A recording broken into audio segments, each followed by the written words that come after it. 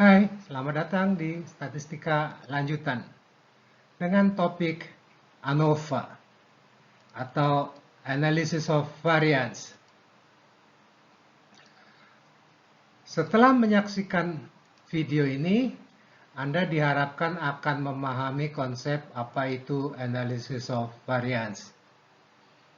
Perkenalkan, nama saya Pribadi Setianto. Baik, mari kita mulai. Jadi, capaian pembelajarannya adalah pertama, mampu melakukan pengujian pada ANOVA satu arah. Kemudian, ANOVA yang dua arah tanpa pengulangan. Dan yang ketiga adalah pengujian pada ANOVA dua arah dengan pengulangan. Serta tentu saja yang keempat adalah mampu menggunakan fasilitas pada Excel dalam melakukan pengujian berbagai ANOVA di atas. Sehingga materinya adalah meliputi one way ANOVA. Kemudian selanjutnya adalah two way ANOVA without replication.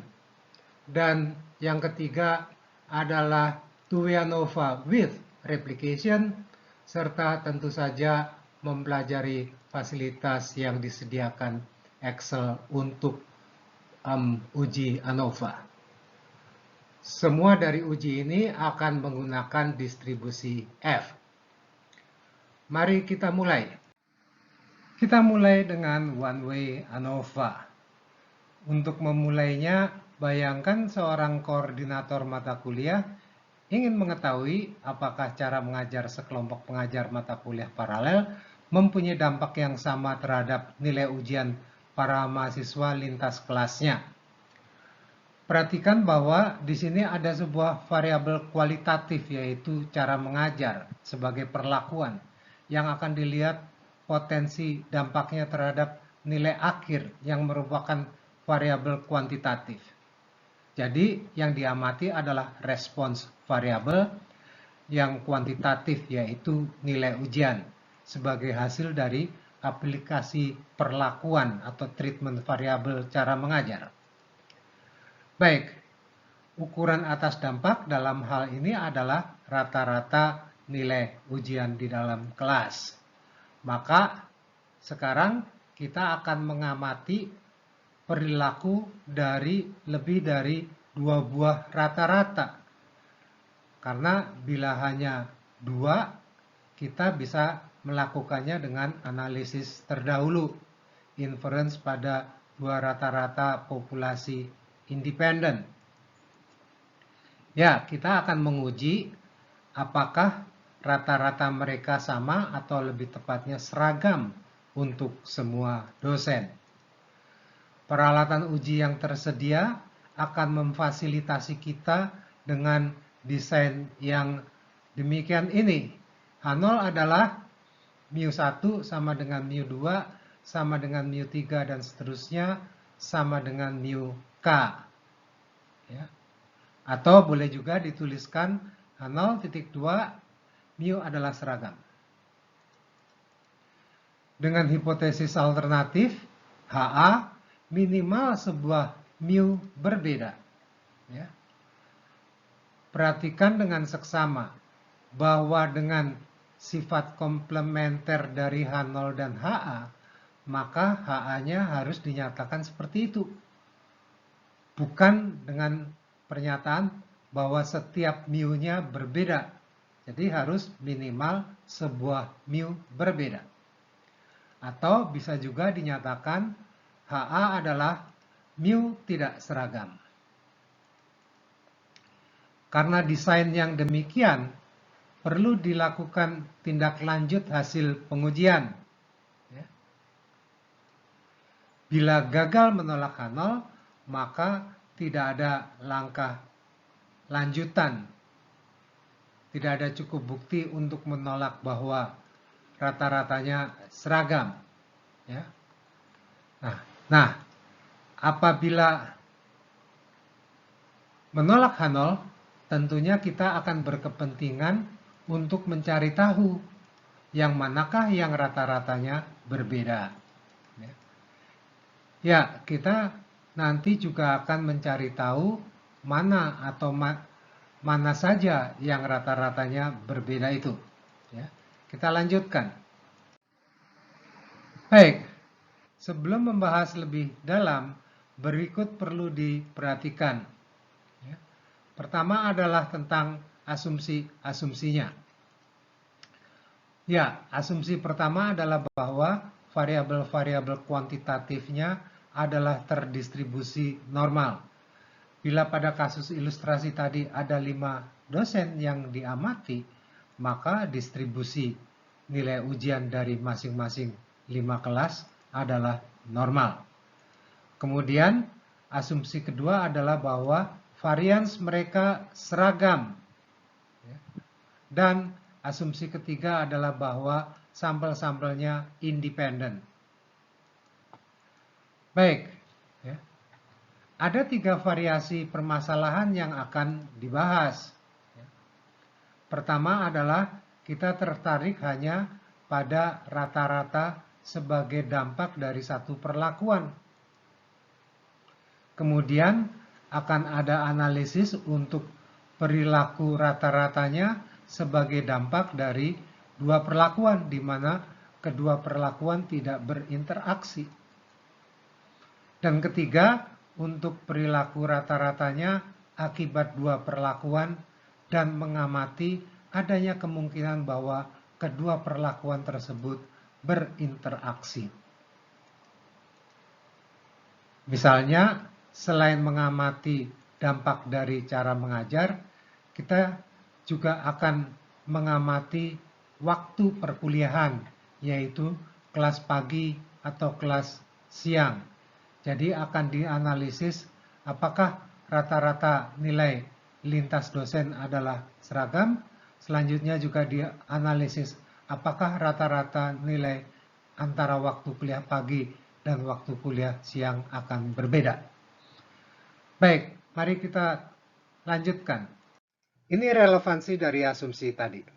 Bila para respons variabel tersebut berdistribusi normal dengan varians yang sama, sehingga berdasarkan H0 bahwa rata-ratanya seragam, maka sampel independen dari setiap populasi tersebut seperti seolah-olah pengambilan sampel yang berulang dari sebuah saja populasi.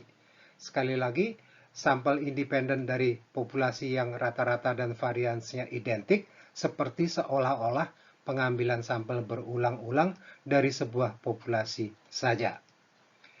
Jadi, berbagai rata-ratanya akan cenderung berdekatan seperti yang ditunjukkan oleh gambar kiri ini.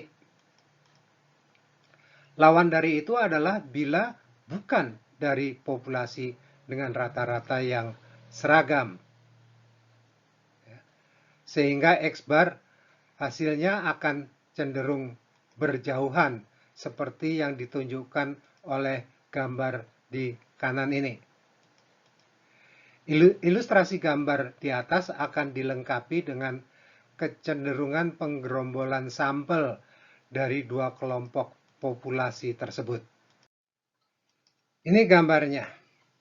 Gambar kiri atas ini sampel 1, 2, 3 dari masing-masing populasi 1, 2, 3 menghasilkan rata-rata yang berdekatan. Ya. Sedangkan gambar kanan bawah ini sampel-sampel dari populasi yang rata-ratanya memang berbeda-beda sehingga cenderung menghasilkan rata-rata sampel yang saling berjauhan. Baik, kita lanjutkan. Bila dimodelkan, maka demikian inilah model dari one way ANOVA. Nanti juga akan ditunjukkan model dari two way ANOVA. Ya, terlihat bahwa setiap individu yang diobservasi XIJ itu mengandung 3 komponen, yaitu mu, kemudian pengaruh perlakuan yang disimbolkan dengan tau, dan random, dengan tentu saja minimal 1 komponen tidak 0. Jadi bisa saja bahwa dirinya sepenuhnya tidak mengandung random dan pengaruh treatment. Namun juga bisa bahwa dirinya atau sebuah XIJ itu adalah sepenuhnya karena treatment. Namun secara umum ketiganya tidaklah nol. Apabila treatment tidak mempunyai sedikit pun pengaruh, maka nilai tau itu adalah nol. Bila ini terjadi pada setiap observasi, yang berarti tidak adanya pengaruh perlakuan terhadap keseluruhan, maka pengujiannya akan membawa pada kesimpulan bahwa rata-rata populasinya adalah seragam. Kita lanjutkan. Ya, kita akan menganalisis perilaku dampak dari perlakuan dan random. Perlakuan yang berbeda mempunyai potensi dampak yang berbeda. Mestinya ini akan tercermin pada X-bar yang berbeda. Sehingga kita dapat menghitung variasi antar perlakuan. Ya, ini adalah hitungan variasi antar perlakuan. Bukankah variasi adalah jumlah dari deviasi pangkat 2? Ya. Ada deviasi dari rata-rata perlakuan J terhadap rata-rata keseluruhan yang diestimasi dari sampel yang untuk kenyamanan diberi simbol X double bar. Jadi mu tunggal yang ada pada frame terdahulu tentang model sebagai besaran yang tidak diketahui perlu diestimasi dengan X double bar itu. Ya. Maka kemudian kita mampu menghitung penyimpangan dari rata-rata tersebut sebagai penyimpangan akibat perlakuan, sebagaimana yang terlihat ini. Selanjutnya, masih tetap ada penyimpangan yang terjadi di dalam sampel, yaitu bagaimana nilai-nilai individual XIJ berdeviasi dari rata-ratanya. Ada penamaan untuk keduanya, yaitu variasi antar perlakuan atau between group variation, atau nama lainnya adalah sum of squares treatment yang disingkat menjadi SSTR. Dan variasi random atau within group variation atau sum of squares error yang disingkat dengan SSE. Dan jumlah keduanya adalah keseluruhan variasi atau sum of squares total yang disingkat SST. Kita akan lihat dari keseluruhan variasi itu atau SST bagaimanakah perbandingan antara yang disebabkan oleh treatment dan karena random pada prosedur uji berikut ini.